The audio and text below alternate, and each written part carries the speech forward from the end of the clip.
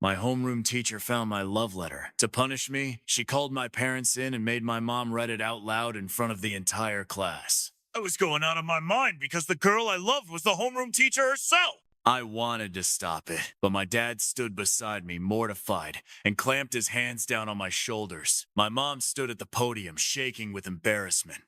The homeroom teacher said coolly, "Senior year is your most important time, yet some of you clearly have your minds anywhere but on your studies." She picked up my letter and went on. "I found this in your desk during morning exercises. Now let's have your mother read it aloud with feeling. Dear who? Who is your dear?" She handed the letter to my mom. My mom took the letter, flustered, and murmured, "Teacher, he has his pride too. Can't we handle this privately?" The homeroom teacher said, "Puppy love is something this school won't tolerate. If I don't make an example today, how am I supposed to manage this class? My son only wrote a love letter and never sent it. He was going to give it to her after graduation," my mom argued. The teacher said coldly, "The very thought is already wrong. If you won't read it today, then take him home to reflect for a week." My mom fell silent. My dad couldn't help speaking up. "Teacher, then we'll read it. A week off in senior year, who knows how much he'll miss." The homeroom teacher nodded. "Fine.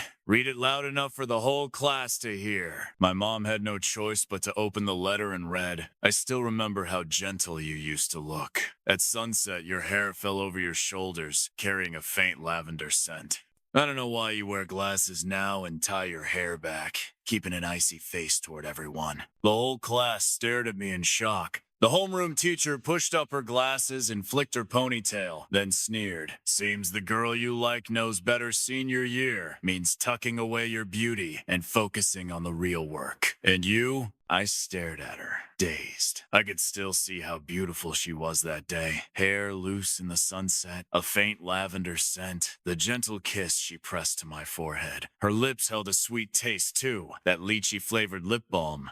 That day my lips were cracked. She took out her own balm, cupped my face, and gently smoothed it on. My mom happened to reach this part and, mortified, read, "What I can't forget most is when you put lip balm on me." I pretended to be grossed out, said it was used by you, but you said my lips were cracked and bleeding. I shut my eyes, shy, and you let out a little laugh and gently spread it on. The homeroom teacher slammed her palm on the desk. She said coldly, "Absolutely shameless!" She barked. "You all heard that. If I catch any couple sharing a single tube of lip balm, I'll call your parents in on the spot." Then she nodded for my mom to continue. My mom murmured, "It's been many years, and I still can't forget it. To you, I was just a passerby, but you changed my life. I heard you were a top student destined for a top university. I wasn't. Everyone said I was hopeless. You were like a proper young lady from old times, and I was just a lowly peasant." Hearing this, the homeroom teacher couldn't help laughing. "Here we go. Teenage boys and their flowery prose. Girls, remember, boys love to run themselves down, put the girl on a pedestal, and fish for sympathy." The girls all nodded, listening hard. Shaking with anger, my mom kept reading. "To chase your shadow, I stopped skipping class. Every night at 2 a.m., I got up to cook for my mother and boil her medicine." The homeroom teacher sensed something off and cut in. "Wait, cook and boil medicine?"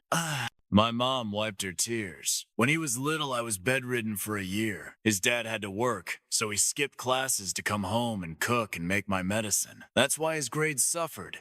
Later, he buckled down, getting up early every day to do the chores." The homeroom teacher let out an "oh," looking awkward.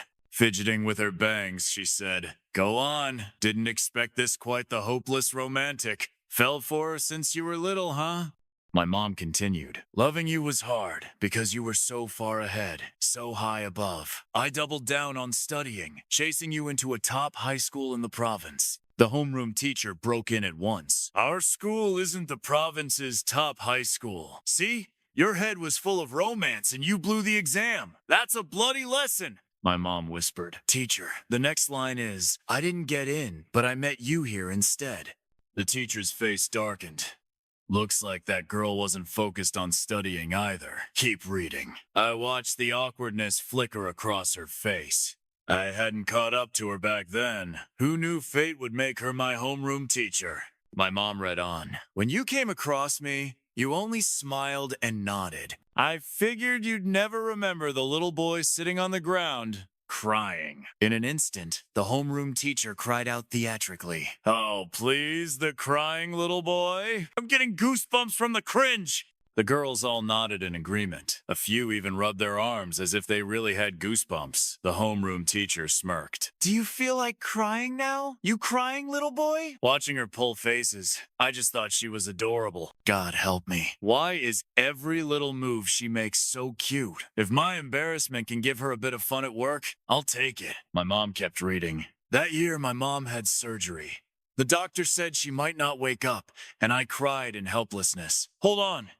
The homeroom teacher cut in, staring hard at me. "That's what you were crying about?" I nodded. She turned, bowed formally to my mom, and said, "I sincerely apologize. I didn't know that's why he cried. I'm sorry." The girls who'd been laughing dropped their heads in embarrassment. My mom dabbed at her tears and went on. "When I was little, I wasn't sure what this feeling was. When you kissed my forehead, I thought it was just a lovely image I'd carry in my heart. But when I met you, my heart started pounding. The world went quiet except for that beating. Your smile moved in slow motion and burned into my mind. I realized I truly loved you.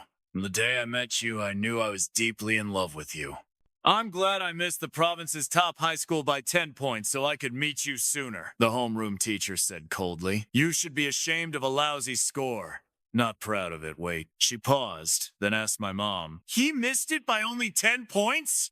My dad spoke up. "Teacher, this is on me. He lost those 10 points in the PE exam. The day before the high school entrance exam, I fell off the roof, and he had to carry me to see the doctor. The teacher asked, 10 points can be bought back, right? My dad said it costs tens of thousands. We're poor. Now. The homeroom teacher fell silent. Hands behind her back, she paced on the podium, hesitating whether to continue. The whole class stared at her awkwardly.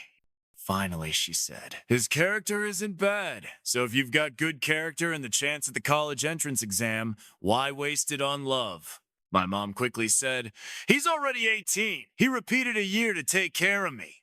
The teacher snapped, 18 or not, he's still in school. Keep reading." My mom had no choice. These past few years have been the happiest of my life. "Every day in class, I looked forward to you. I watched you," the teacher said sternly. "In class, you should be watching the teacher." I nodded. My eyes had always been on her. My mom read on. "I thought about confessing my feelings, but I kept hesitating until that day you came to my house and sat on my bed.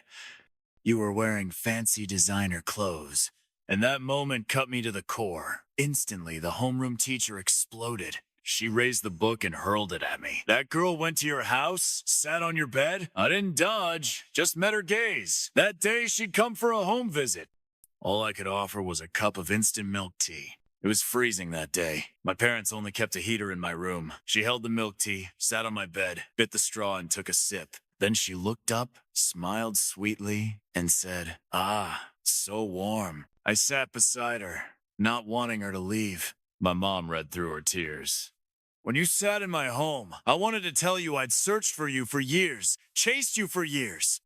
I loved you like the wind traveling thousands of miles, like the clouds drifting thousands of miles, day after day, year after year. That little boy out collecting cardboard boxes fell in love with a girl far out of his reach. I was once full of fire, thinking I could rise above. But when you wore a Chanel scarf, looking like a beautiful doll, I realized you were just a picture I could never touch." My mom crumpled to the floor, sobbing. "Why would you write that? You're a good boy. We've only ever dragged you down. It's your useless parents holding you back." The homeroom teacher panicked, rushing to lift her. "Please, don't be like this." My mom cried hoarsely. "He was so young when he started doing chores, taking care of me in bed. I gave him 5 yuan a day, but every morning he left at 5 a.m. with nothing but a steamed bun and an English book, walking to school. He's always been a good kid." My dad lowered his head, silent. The love letter lay scattered on the floor. The teacher held on to my mom, flustered, whispering, "I never thought it would come to this. Stop reading. Let's all stop." She pulled out tissues, wiped my mom's tears, and urged the class, "Never look down on a poor boy." A classmate couldn't help saying, "I've been to his house. They really are poor. How can he compare to a girl in Chanel?" The teacher snapped. In the first 30 years, people judge by the parents. In the next 30, they judge by the children. Life has endless possibilities. Don't measure yourself against someone's family background. I stood and walked to the podium, picking up the letter. Just then, my mom, in her agitation, accidentally tugged off the teacher's hair tie. Her long hair spilled down, bathed in the golden light of dusk. She looked just as beautiful and youthful as back then. That day, I'd been crying outside the hospital. She handed me a piece of bubble gum and said, "Hey kid, why are you crying?" She crouched down, pulled me into her arms. Sunset lit her figure, carrying the scent of lavender. She patted my back and kissed my forehead, saying a boy is still a man after he cries. I picked up the letter and looked straight at her. Alarmed, she asked, "What are you doing?" I said, "I wrote it. I love her. I'll finish reading it." She hurried. "Don't. I know you're a good kid. Let's end it here." I gave a bitter smile. "If I don't read it now, I'll never get the chance." I went on. "By the time you read this letter, I'll have packed my bag and gone. Please forgive me for selfishly saying goodbye without sharing the last semester with you." The teacher burst out, "What do you mean?" I didn't answer, just kept reading. "I'm sorry I can't step into a university campus. I long to taste youth like everyone else, but I can't afford to waste 4 years. Especially since 4 years later you'll be 28, while I'll still just be a rookie kid." The classroom went dead silent. The teacher's eyes widened. "You mean that girl is 24 now? 6 years older than you?" I nodded. "She's not a student?"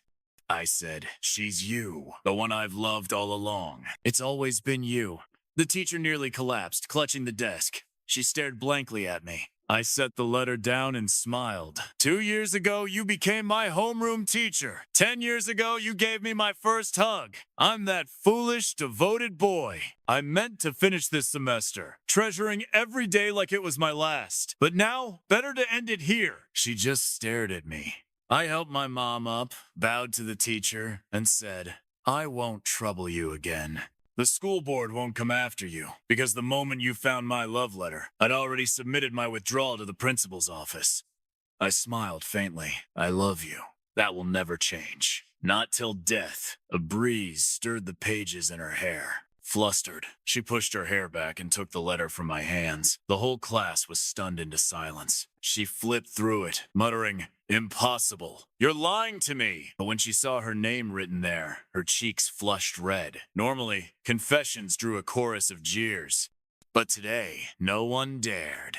I took my mom's hand and headed out. The teacher panicked, rushing after us and grabbing my hand. Out in the hallway, away from the classroom, the room behind us erupted into a storm of chatter. Windows flew open as classmates craned their necks to sneak a look. I turned back at her. She bowed her head, gripping my hand tightly. No one dared to tease, but some secretly broke the rules, pulling out their phones to snap pictures of us. I whispered, "Let go, or people will get the wrong idea." The homeroom teacher quickly let go, standing frozen, her face flushed scarlet. With a hint of pleading, she said, "Can we talk? Do you remember me 10 years ago, outside the hospital, in the park?" She looked at my face and finally murmured, "I remember, but I never thought you'd keep it in your heart all this time." More and more people gathered in the hallway to watch. Maybe afraid of all those eyes, she asked if we could go somewhere private to clear things up. I shook my head. No, I knew very well. Only under all these eyes was she safe. Safe? If we talked in private, the rumors would explode, and the Education Bureau would never let her stay. I longed to be alone with her, but I couldn't put her at risk. Her voice wavered with sobs. In front of everyone, she finally shed that usual stern mask, turning back into a flustered, helpless girl. She asked, "Have you really been looking for me all this time?" I hummed in reply. She stubbornly lifted her head and asked, "So you're really not going to take the exams? You claim you want to fight for your future, but if you won't even go to college, how can you justify those 10 years? Fighting isn't just inside a campus. Life itself is a struggle. If I dedicate my whole life to loving one field, isn't that proof of my effort too?" She couldn't refute me, so in desperation, she said, "Please, just finish school. I can pretend nothing happened. Just stay a good student. Take the college exams properly." I said, "But I love you." She froze. She asked blankly, "What does taking the exam have to do with loving me?" I said, "When I graduate, the brilliant men around you will already be old enough to be company executives. You know, a 28-year-old man might walk into a dealership with Audi keys in hand to get his car serviced. And me, fresh out of college, I'd be kneeling with a clipboard, introducing the service packages as his intern." She burst out, "You're insane! Why fight for pride against a bunch of older guys? The day I fell for you, I already went insane." Her voice broke. "But I thought you'd tell me to wait 4 years. I frowned. "I love you. Why would I selfishly ask you to waste your best years waiting? And even if you agreed, wouldn't that just be stalling?" She snapped. Grabbing my arm, she cried out, "And isn't this selfish too? If you didn't like me, you could go to college properly. But under the name of loving me, you say you don't want to waste years and throw away your future only to trap me in guilt forever. Isn't that selfish?" In her panic, she even lifted her hand, ready to slap me, but it never landed. Instead, tears streamed down her face. "Why are you rushing your life? If you fail one day, the biggest reason for your failure will be me." I said nothing. She wiped her tears and cried, "You handed me a love letter. Don't you want an answer? I can answer now." "Fine. If you finish your exams, I'll be your girlfar." She didn't finish, because I reached out and pulled her into my arms. She froze. I held her tight, just like 10 years ago. The same warmth, the same lavender scent, but I wasn't that little boy anymore. I whispered in her ear, "No need. Your refusal would break me. Your acceptance would only burden me. I know what a teacher-student romance means. Even after graduation, coming to you would ruin your future. But if you're willing, I want us to make a promise." Held against me, she forgot to push me away. I could feel her racing heartbeat. Stammering, she asked, "What promise?"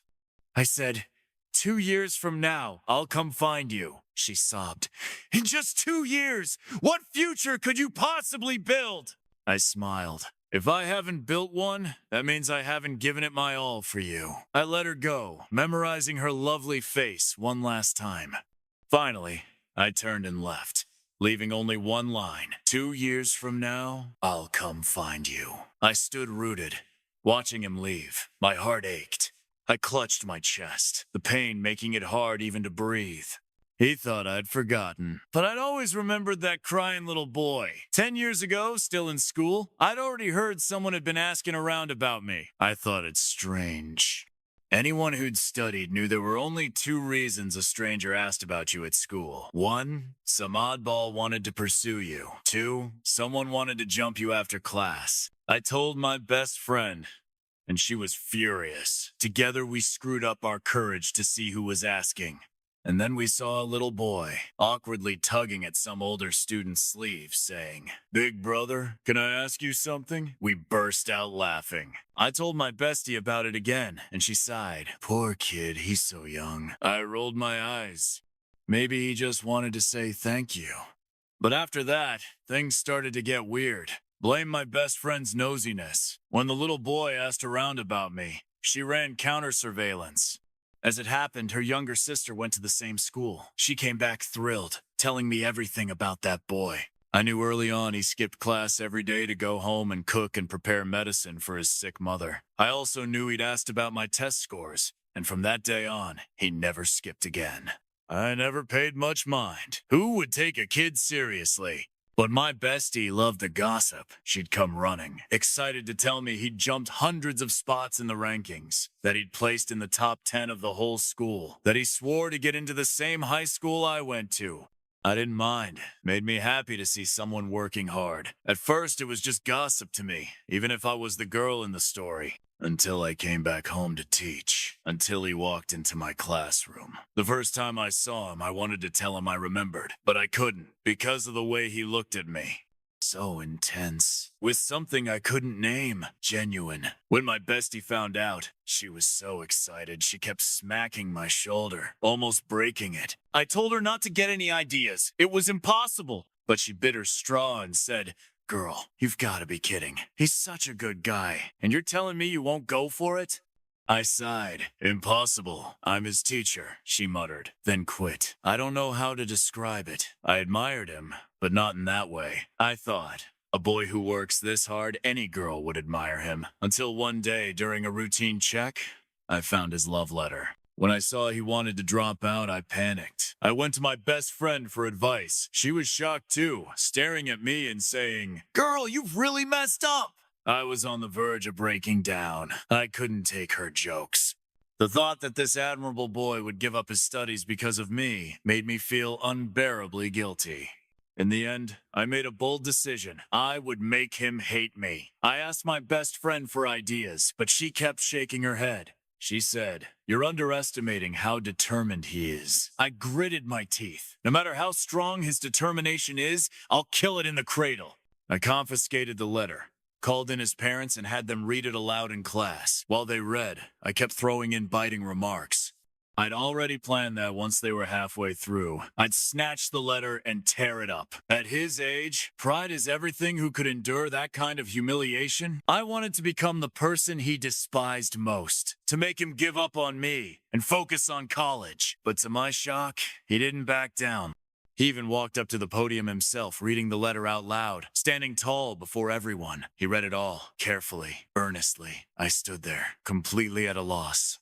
I'd always been someone who followed the rules, but he wasn't. Just as my best friend had warned me, I had underestimated his resolve. To keep him from quitting school, I even thought about stalling, pretending I'd be his girlfriend, then backing out after the exams. But he refused me. Watching him walk away, I suddenly felt a sharp ache in my heart. Didn't he say he loved me? I'd even agreed, at least in words. Even if it was a delay tactic, couldn't he just take the exams for my sake? But he left. He burst into my life, and just as quickly, he was gone. I didn't want to cry in front of everyone. I held it in and asked my best friend to pick me up after work. This time, she wasn't just hungry for gossip.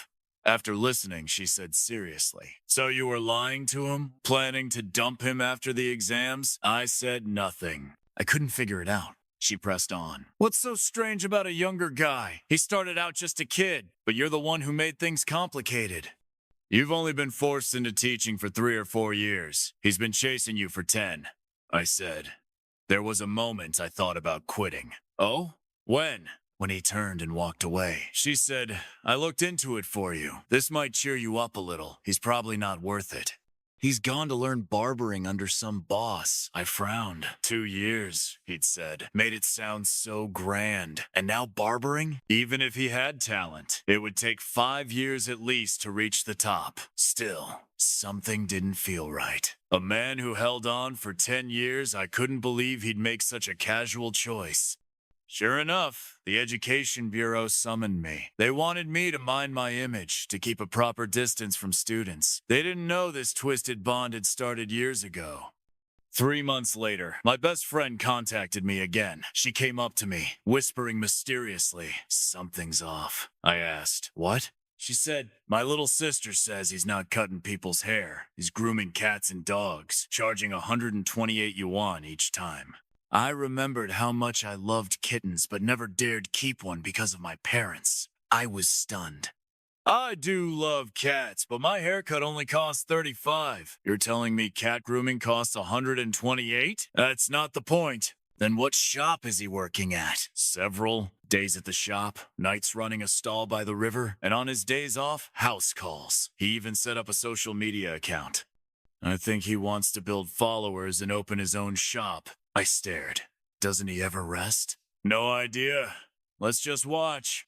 With work like this, he can't last half a year." Out of sheer curiosity, I searched for his account. His page was full of videos. He wore a mask, concentrating as he groomed a little dog, his voice gentle, his motions brisk. His hands bore scratches from pets. For some reason, he looked handsome. I shook my head hard, telling myself to stop. After New Year, my best friend told me, even more excited, that we'd underestimated him. He'd opened his own shop. I wasn't surprised. With that insane work schedule, probably eating and sleeping at the shop, it wasn't hard to save enough in a year. But even though I wasn't surprised, I still checked his account.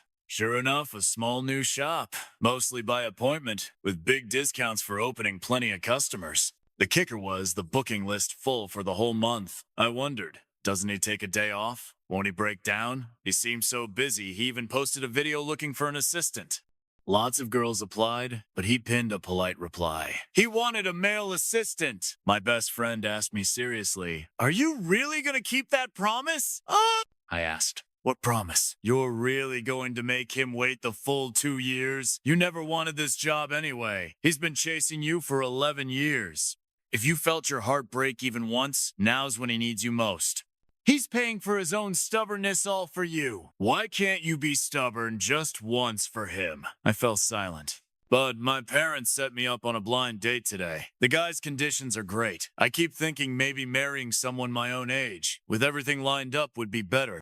My bestie cursed. "Girl, have you lost your mind?" I stared at her message, unsure how to reply. Being stubborn once sounded nice, but if I really did it, we'd spend our lives under a storm of gossip. I still decided to go. The guy really did have good conditions. I put on flawless makeup. Thinking about his income, I picked an outfit with just the right mix, 7 parts innocence, 3 parts allure. By the time I was done, my bestie, seeing I hadn't replied, sent me a furious voice note. "Can't you be brave just once? Do the job you love? Face the man who loves you." I ignored her and rushed out. How could I be stubborn? The blind date guy made $500,000 a year. My boy's shop was only hot because of discounts. Who knew how long it would last?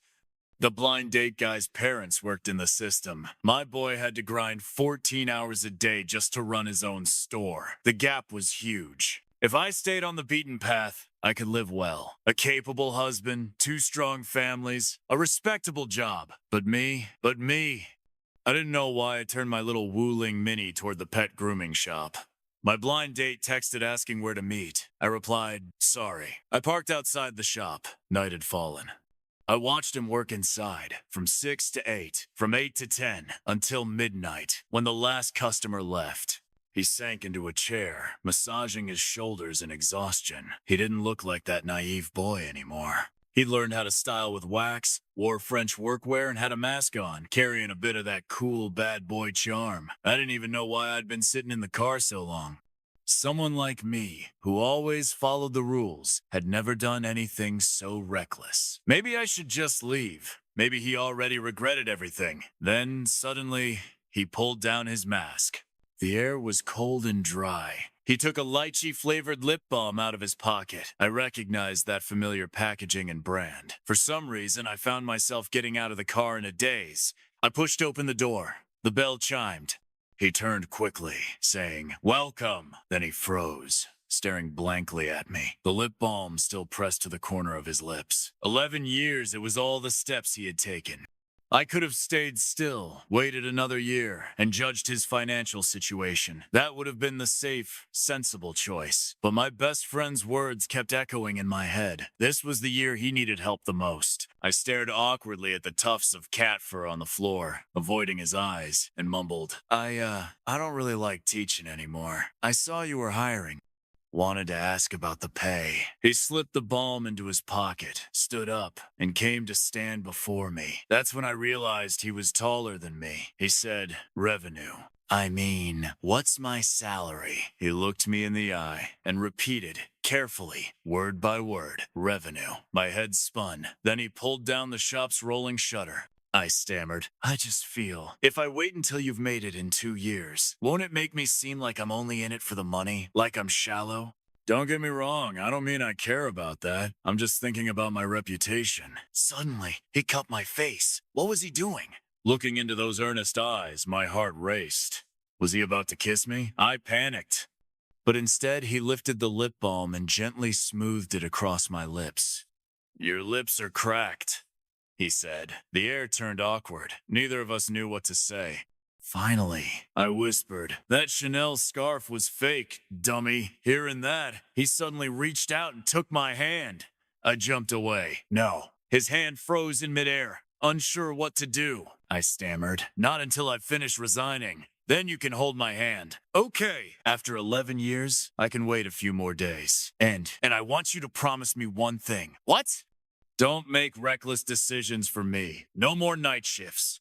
I'll tutor you. You have to take the exam. If you skip it for my sake, I'll regret it for the rest of my life.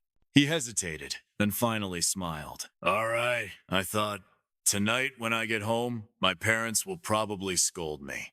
From then on, I worked with him at the shop by day and tutored him by night. From time to time, I still got an earful from my mom, something she'd never done before. 3 years later, we built the shop into a success. To save money, our wedding and his admission celebration for Zhejiang University were held on the same day. In the hotel dressing room, I wore my wedding gown, and he wore a suit. I told him, once you're at university, study management well. Our shop already has a name. When you graduate, I'm counting on you to turn it into a chain. He nodded. My mom doesn't scold me anymore. She praises you everywhere, telling everyone her son-in-law got into Zhejiang University. Why do you keep just saying, Mum? What's on your mind? I want to call you my wife. Go ahead. I'm already your wife.